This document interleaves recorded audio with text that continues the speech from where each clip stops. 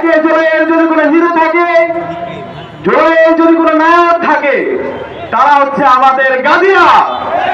এবং জুলাইয়ের যদি কোনো হিরো থাকে, তারা হচ্ছে আমাদের এই শহীদ পরিবাররা, আমাদের গাজীদের পরিবারেরা। প্রিয় উপস্থিতি, গত 16 বছর ধরে খনি হাসিনা এবং তার দোসররা ভারতের প্রেসক্রিপশনের মাধ্যমে আমাদের শিক্ষা ব্যবস্থাকে ধ্বংস করেছে, আমাদের বিচার বিভাগকে ধ্বংস করেছে, আমাদের শাসন বিভাগকে ধ্বংস করেছে, আমাদের দেশের সংস্কৃতিকে ধ্বংস করেছে, আমাদের দেশের সকল প্রতিষ্ঠানগুলোকে ভেঙে চুরমার করে দিয়েছে, আমাদের আমাদেরকে হত্যা করেছে। আল্লাহ থেকে শুরু করে সাপ্লাই আমাদের হাজার হাজার আলেমের ওলামাদেরকে হত্যা করেছে। 5 জুলাই 26 জুলাই 2024 সালের জুলাই বিপ্লবের মাধ্যমে আমাদের শহীদদের আত্মত্যাগের মাধ্যমে আজকে আমরা নতুন বাংলাদেশ পেয়েছি। জুলাইয়ের পরে আমাদের স্বপ্ন ছিল একটি ইনসাফ ভিত্তিক বাংলাদেশ বিনির্মাণ করা, এবং এই জুলাইয়ে ফেসিবাদের বিরুদ্ধে দীর্ঘদিন ধরে যারা লড়াই করেছে সেই সকল স্টেক হোল্ডারদেরকে সাথে নিয়ে একটি ঐক্যবদ্ধ বাংলাদেশ বিনির্মাণ করা। কিন্তু আমরা দেখতে পেয়েছি জুলাই কিছু ঠিকাদাররা সেই ঐক্যকে বিনষ্ট করেছে। জুলাই যখন কারফিউ জারি করা হয়েছিল, ইন্টারনেট ব্লক আউট করা হয়েছিল, সেই সময়ে ঢাকার যাত্রাবাড়ি, মিরপুর, রামপুরা, বাড্ডা সারা দেশে বিপ্লবী জনতা তারা রাস্তায় নেমেছিল, তারা স্লোগান দিয়েছিল নারে তাকবীর, নারে তাকবীর, দিল্লি না ঢাকা, ঢাকা ঢাকা। তারা দিল্লির দাদাগিরির বিরুদ্ধে এবং আল্লাহর সার্বভৌমত্বের পক্ষে তারা স্লোগান দিয়েছিল, আজাদির পক্ষে স্লোগান দিয়েছিল। আমরা দেখতে পেয়েছি আমাদের যাত্রাবাড়িতে আমাদের কওমি এবং আলিয়া মাদ্রাসার শত শত শিক্ষার্থী তারা শহীদ হয়েছে। সাভারে আমাদের শত শত শ্রমিকরা তারা জীবন দিয়েছে।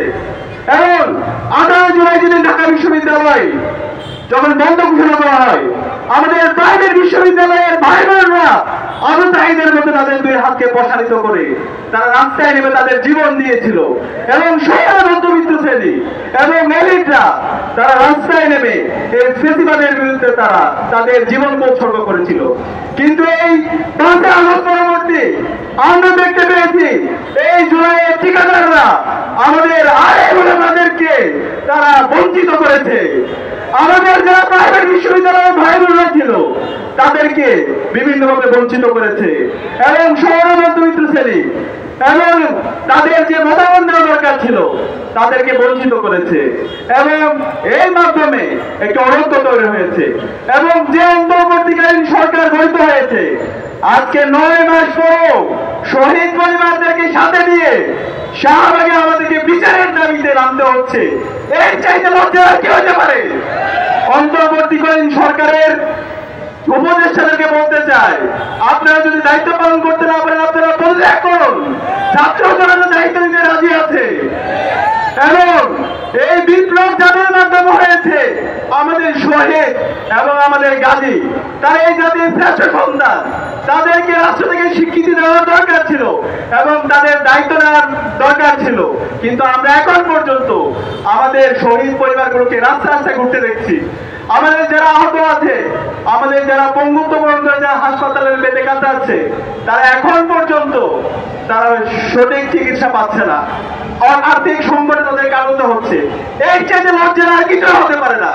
জুলাই ফাউন্ডেশন থেকে শুরু করে যারা আমাদের শহীদ এবং আহত পরিবারদেরকে নিয়ে কাজ করছেন, তারা বারবার বিভিন্ন ধরনের আমলাতান্ত্রিক জটিলতা দেখান। আরে ভাই, কিসের আমলাতান্ত্রিক জটিলতা? রাস্তার কি টাকা হয়েছে? আমরা প্রয়োজনে না খেয়ে থাকবো। আমাদের শহীদ পরিবার, আমাদের যারা গাজীরা আছে তারা করছে থাকবে, সেটা আমরা মেনে নিব না। আমরা আমরা অন্তর্বর্তীকালীন সরকারকে অনুরোধ করব, অনেক হয়েছে। আমাদের যে মেজর দাবি ছিল, খুনি হাসিনা এবং তার দূষররা গত 16 বছরে বাংলাদেশে এই যে গণহত্যা চালিয়ে এসেছে এবং জুলাইয়ে যে গণহত্যা এবং শিশু হত্যা করেছে, এই প্রত্যেকটা হত্যাকাণ্ডের বিচার করতে হবে। এবং আমাদের যে প্রতিষ্ঠানগুলো ভেঙে চুরমার হয়ে গেছে, সেই প্রতিষ্ঠানকে নতুন ভাবে রিফর্ম করতে হবে। এবং আমি বাংলাদেশের মেজর পলিটিক্যাল পার্টিগুলোকে বলতে চাই, জুলাই পরবর্তী বাংলাদেশে একটি প্রজন্ম তৈরি হয়েছে, তারা আর প্রতিবাদকে ভয় পায় না, তারা প্রতিবাদ করতে শিখে গেছে। তারা কেউ শিবির করে না, ছাত্রদল করে না, জামাত করে না, বিএনপি করে না, কিন্তু তারা সত্যকে সত্য বলতে শিখে গেছে। আপনারা যদি জুলাই বিপ্লবের যে স্পিরিট, সেই স্পিরিট লালন না করেন, শহীদদের সাথে যদি গাদ্দারি করেন, খুনি হাসিনার যে পরিণতি হয়েছিল তার চাইতে খারাপ পরিণতি আপনাদের হবে। সাবধান হয়ে যান। সবাইকে আজকের জুলাই ঐক্য কর্মসূচিতে অংশগ্রহণ করার জন্য